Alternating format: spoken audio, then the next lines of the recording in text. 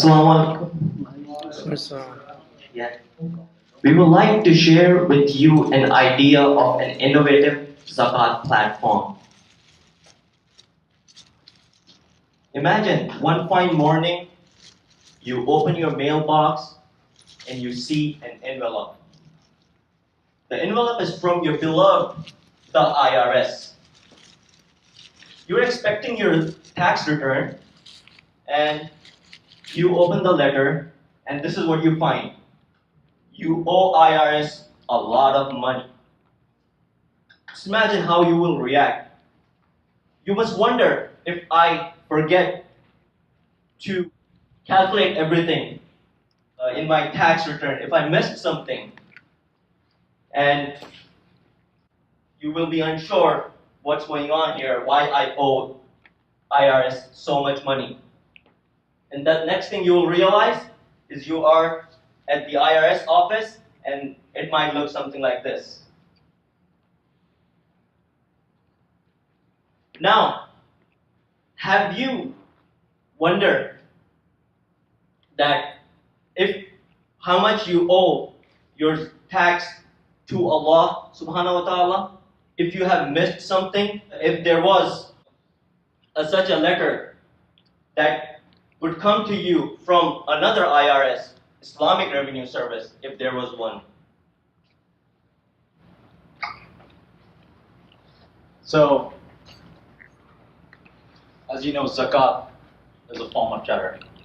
It's one of the main pillars of Islam. And it's applicable for every Muslim.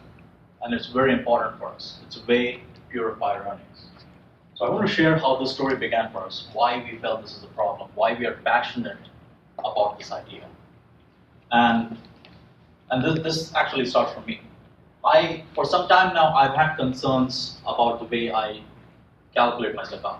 I have questions. Is it done the right way? Am I doing everything the way I should be doing? And I've done a lot of research online. I Googled, read a lot on the subject, tried to get a better understanding. And with this, I also spoke to family and friends. I always had questions. And one thing I realized is, no matter how many people I talked to, I would not always get consistent answers. And it would put me in a state of conflict. And I spoke to more people. And during those discussions, I actually spoke to Aswar. And we started talking about the problem. And he shared his experiences and what he felt about the whole process. And we realized we had a similar problem. What struck us was this problem is definitely there, at least for the two of us, and it could apply to more. And it's a problem that we see it's recurring, for us at least, every year. It's a recurring pattern. How do we calculate a zakat? How do we identify all our assets? How do we identify which of those assets are applicable for zakat? What are the rules for calculation? These are questions that we want to answer, and we want those answers here. And I'm sure, so what we try to do is, we try to figure out, do other people feel the same way? And we did some more research on this. We spoke to Islamic scholars, and they receive a lot of questions. And they have a better understanding of what type of questions they get. What is the thing that's confusing to people? Why do they keep getting the same type of questions over and over again? What is the problem that still needs to be solved if they think it's pretty simple and clear? If somebody says, oh, it's 2.5%, then why do we still need to talk to Islam? So there is a problem. We need to understand that, right? So we spoke to them. And then what we did was, on the next slide, please. So what we did then is, we tried to do a one-on-one video interview with a few close friends and families. And we also spoke to a few people who are in this room right now. So thank you for talking to us. But I'm going to run a video and share with you guys what we've heard so far. It's a very small group, and it's not a complete representation of a broader audience. So take it with a grain of salt, please. Yes. Yes. Yes. Yes. I feel pretty confident. I always overestimate Most of the time, I do not feel that it's accurate. So what we do is that we pay a little more, sometimes a lot more actually, just to be on the safe side. No? Yeah. So a lot of times there are so many different opinions. No, actually, you don't do anything online. Yes, just paper pen. Yeah. No, I don't use paper pen. I don't have any actual tools. I just use general principles. I don't know off the top of my head. Or do I have an Excel sheet? Do I have those numbers specifically? No, I don't track the specific. But I don't have any record. If you ask me the 1 year before, I don't even remember. I've never been in a position where I felt I needed to consult a scholar. Yes, No. that's very important. It is important. If you're in US, you gotta pay taxes, right? Just like if you're a Muslim, you gotta pay zakat. I pay at my local masjid. Paying locally to different organizations. Give to individuals. Usually do both. Earlier, right? So a lot of people, they give zakat overseas. That's fine, but there are a lot of people who actually deserve zakat who are living here. There could be.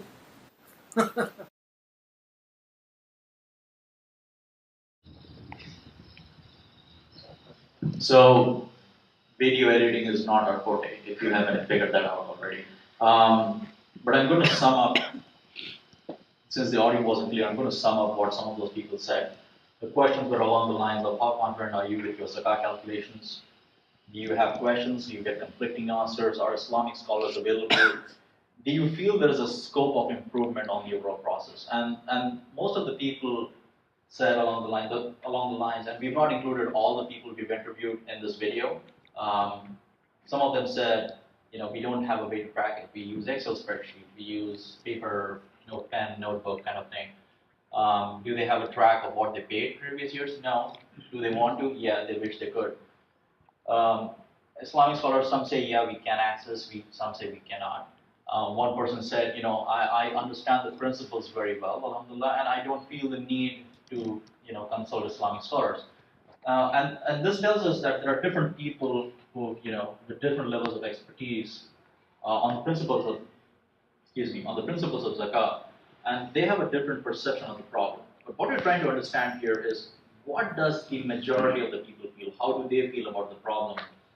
Is our problem felt by a lot more people, and do they think they want to solve it?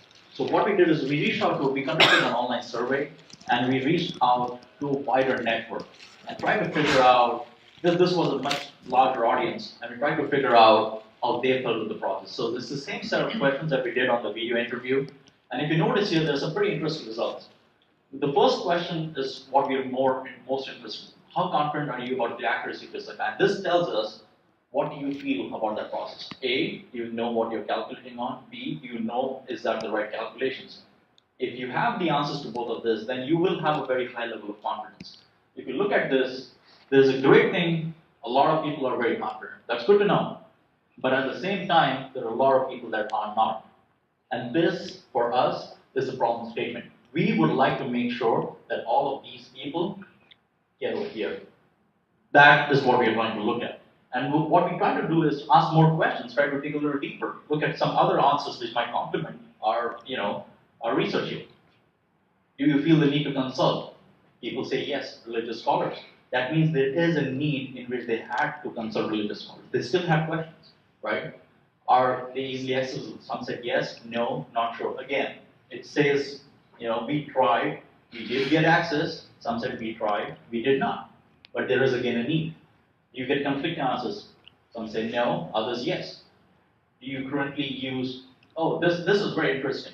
And this is what started the whole conversation. The existing tools. Excel spreadsheet seems to be the most likely tool used. And when we asked them, do you prefer using it? They had mixed feelings.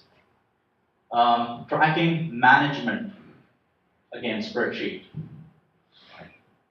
The last important thing here, and there's some more stuff we can look at. Most of the people, we've correlated data to look at how people feel confident and how they feel that there's a scope of improvement. Funny thing, we have people who are Islamic scholars who rank themselves as very confident on the whole process, but when they came to this question, they all said there's a huge scope of improvement. So we try to correlate. Are you confident? You think there's a scope of improvement? No. No, you still think there's a scope of improvement. And so we are in the phase of talking to them further, trying to figure out what that scope of improvement is, and check that info out. Let's go to. So there's more information here on what they would like to pay. The last question is, do you prefer, paying your zakat to individuals? Do you find them? Do you find if they're deserving? Or do you just pay to organizations who will ensure that your zakat reaches the right people? So it's a little bit disconnect, but you're basically trying to make sure your zakat reaches the right people.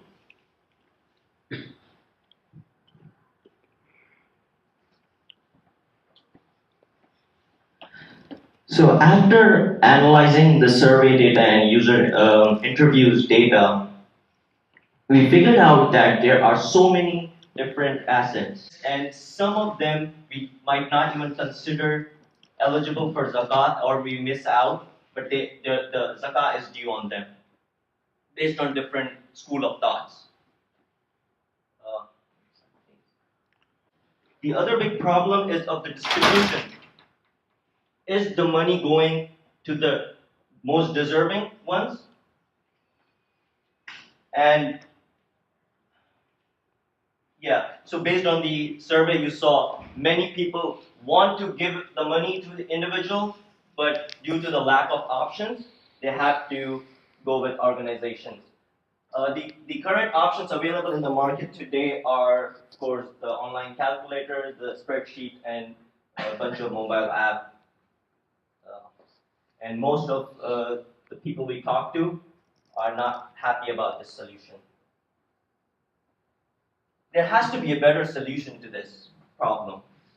And we think TurboZakah is the solution. It is a smart Zakat assistant which will ask you questions and pivot based on your responses in a step-by-step manner. Inshallah, it will be Sharia compliant, backed by top scholars from different school of thought. At the moment, we have our own Imam Tahir Anwar, who agreed to back this project, along with Joe Bradford, a graduate from Medina University, and few other scholars are also interested. You will be able to securely manage your zakat from anywhere, anytime. And enabling direct distribution using the power of crowdfunding. We inshallah plan to integrate this platform with other such as Watsi and LaunchGood.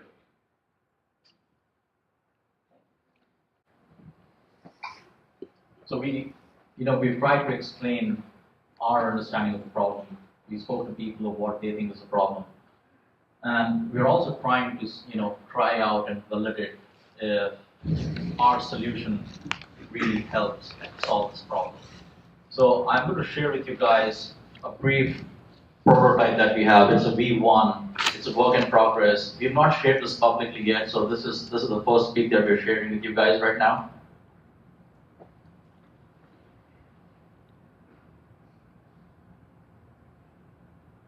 And what we're trying to do is give you an idea of what is the path you're trying to take. So it's going to be an application. You're going to have to sign in. The scenario that we're trying to show here is of a user who's coming into the system for the first time. Maintenance is a key objective that we're trying to solve. So you don't have to add this data over and over again. It has to be easy to maintain, right? So you come in. There are different type of assets. Not every asset is applicable for everybody. You get to pick and choose what you think applies to you. And the system is going to define a set of questions and guide you through that process based on what you select. So every time you enter an answer, it's going to change the next set of questions. And it's going to be dynamic it's going to be completely personalized based on how you enter. So for this example, I'm going to keep it simple, choose gold, silver, and cash. And since this is the first time the user has actually signed up, it's going to ask you certain questions so that it can customize the flow based on your needs. Things like what school of thought you follow, when was the last time you paid your zakah, and that's important for defining when you owe zakah. If you meet the eligibility to pay zakah, if you currently own, own assets more than the nisab value, which is the minimum amount we need to own, and if you've consistently owned the nisab values in the last 1 year. So it's going to ask you those questions. And along with asking those questions, it's also going to give you information along the way. So if you look at the screen, underneath nisab is highlighted, it's going to give you an explanation what nisab is. So this is also going to educate you in the process. It's also going to give you the calculated value automatically. So you don't have to go in and figure out what is the weight of so-and-so silver or so-and-so gold or what is the calculation of nisab. It's going to pull it up automatically for you. And as you progress through, it's going to go to each section and start identifying your assets. Now, depending on your comfort level, you might have different formats. Some people who already have a calculation in process who maintain a notebook just maintain the totals. They want to have a high-level idea of their entire assets. They can enter those numbers here and just do the calculation. Others want to have an itemized tracking. They want to have this itemized tracking because next year when they come back, if they see a total list of their assets, they're going to decide if they still own it. If they could have sold it, gifted it, anything could have happened. And if they bought something else. So it's going to be a much easier way for you to enter your own data, help identify that item, and track it the next time you're in. And the system is again going to do certain things. If you enter data purchase of certain things, it's going to pull up the gold values, basic stuff. It's all built in. So it's an advanced mode, basic mode, depending on how we're trying to figure out what people are more comfortable with. We're playing with the ideas that we have right now. And let's look at cash, for example. And this is a funny thing here. It's going to ask you certain questions again. Cash at bank, and some of these questions are things you've already seen in existing tools, right? A question that somebody raised was, do we owe cash on security deposit for an apartment or for a leased apartment? Do we owe we pay security deposit on a secured credit card, right? That's a refundable amount. Do we owe Zakah? Where does that factor into our calculations? So there are a lot of things that we just don't realize are there, and we have to do the math on that. This is going to ask you all those questions, determine if you live on rent or you own property. If you own property and all those things, it's going to build out those questions based on how you answer them. Once you're done, it's going to give you a summary of what data you entered, give you a summary of what assets were included to calculate a Zakah on, what were your liabilities, deduct that, give you the net amount, and finally give you the number that is applicable for you to pay Zakah this year. And then you can choose if you would like to pay based on your preference to an individual or to an organization. If you choose to pay to an individual, what we're trying to do is partner with certain organizations that are going to upload anonymous verified profiles. People can choose their level of anonymity here. And this is going to tell you what that person's looking for, what is the current situation, why do they need money, and how far into the donation process they are. So it's more of a crowdfunding concept into the Zakah platform here. And once you go in, you can actually look at a detailed information, see how far on their collection process is, and you can decide how you want to split your Zakah. Some people if they have $10,000 Zakah, they want to give it to one person so that it has a much bigger impact for that person or family. Others would like to split it up for different people and have more people benefit from it. So you get to choose how you want it. So if you have an organization and you want to split it, or you want to do it one organization whole thing, that's fine. You get to choose how you want. So this process hopefully gives you a rough idea on what the system is going to look like, what are the things you're looking for, and how it's going to help you keep track of it. So we're going to open up with questions. Asrar is going to do a giveaway, and hopefully you'll have more questions. I see you raise hands. That's Yeah, great. we'll open the floor for the questions first. You guys want mics? Okay. Okay. What is the target price for this? It's going to be free. We're going to have a premium model. So for your basic calculations, inshallah, this platform will remain free for everybody forever, inshallah, except for advanced users, businesses, inshallah, we will at some point incorporate paid version. Yeah. And it's a web-based version, yeah. Yeah, absolutely. Because in today's world, it's very easy to have distributed assets. I, for example, have certain assets here in the US and back home in India. So when I do different calculations based on currency conversion, all those things, the rules change. And it seems the more we talk to people, there are more type of these users. For certain users who are pretty basic, and they want to keep it very simple, we'll have a freemium model. We are trying to work out what that freemium model looks like. But for more advanced users who have more assets and they have more complex rules, corporations, distributed properties, global, geographically, blah blah blah. It's going to be, we are going to have a different pricing structure for that. Okay, thank you.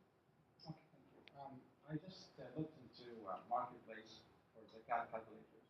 Yes, it's like over maybe like 100, or maybe more than that. It's still going down. Like, if you're just scrolling. So what make you distinguished from the ones here? That's my first question. And the second question I have, how could somebody, there's gold and there are people who have diamonds and mixed with gold. There's like half of the ring is 22 karat, half is 24, half is like silver. How can you distinguish this detail? Because it frustrates some person like, how would they know it's 22 carats? Do I take it to a jeweler? Do I just roughly estimate it? I mean, how can that be possible? So your first question was you searched about Zakat apps. Is that the iOS app or Android app? Android, yes. Android app. So, like we said, there are options available already. One of them was mobile apps, and there are a bunch of them. We agree with that. But let me ask you a question. How do you file your taxes? Do you use a mobile app? I know. I go to a person. Okay, exactly. Zakat is a serious business, and sometimes a little complex zakat calculation won't be easy to calculate on your phone. It needs a web-based app. So that's why we're not focused on mobile app at this phase. We are just focused on web-based version. So you have everything from one single pane of glass that you can easily go through step by step, get all the response. It's not going to, the initial phase, we are not focusing on mobile app. That's what differentiates us. I'm sorry, there was a second question? Yes, about The goal calculations. So if I may add to that, one important thing, again, as I said, this is a problem that I face myself even today. I don't have a complete understanding of the subject. So I may not be able to answer your question on the code aspect. Simply put, I don't want to misguide anybody because I'm not knowledgeable on the subject.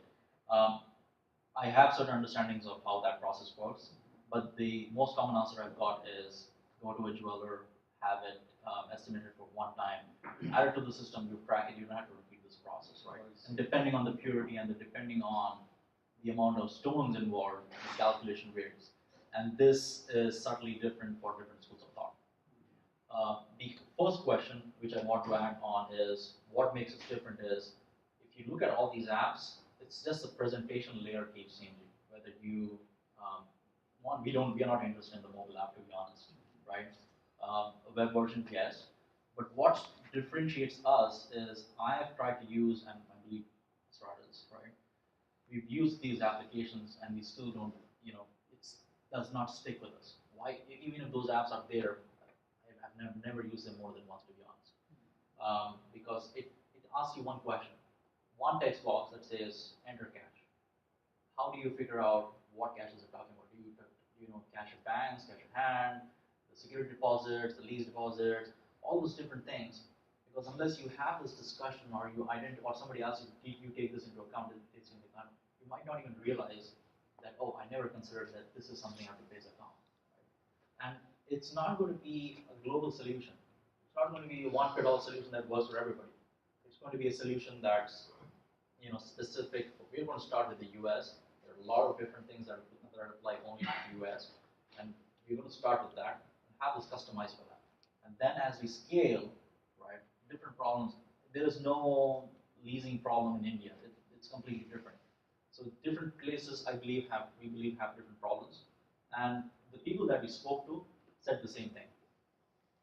In fact, I would ask you, so when you do, so you said, did you do online or in person? No, I find an account. Right. So how does that person do it? Do you know if they use any tool? First, I just give all the information. Yeah.